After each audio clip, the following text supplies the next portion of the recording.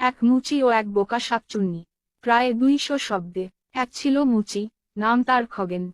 সারাদিন গ্রামে ঘুরে ঘুরে জুতো সেলাই করে, রাতে ফিরে এক কাপ চা খেয়ে ঘুমিয়ে পড়ে। অন্যদিকে ছিল এক বোকা শাকচুন্নি, নাম তার ঝরঝরি। সে মরা মানুষের বদলে ভুল করে জীবিতদের পিছনে লাগে, আর জাদুবিদ্যা করলে উল্টো ফল হয়। একদিন ঝরঝরি মুচির ঘরে ঢুকে পড়ল। ভাবল, খগেনকে ধরে নিলে তার মন্ত্রবলে উড়ে যেতে পারবে। কিন্তু খগেন তো সহজ লোক নয়। সে দেখেই বুঝল, এ শাকচুন্নি বোকা।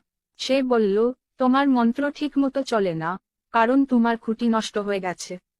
আমি জুতো সেলাই করি, খুঁটি সারাতেও পারি। শাকচুন্নি খুশি হয়ে বসে পড়ল।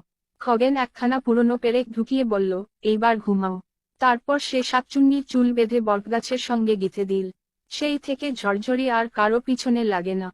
আর খগেনের নাম ছড়িয়ে পড়ল, সে শুধু জুতো নয়, শাকচুন্নিও ঠিক করে। শিক্ষা, বুদ্ধি থাকলে ভূতকেও বোকা বানানো যায়।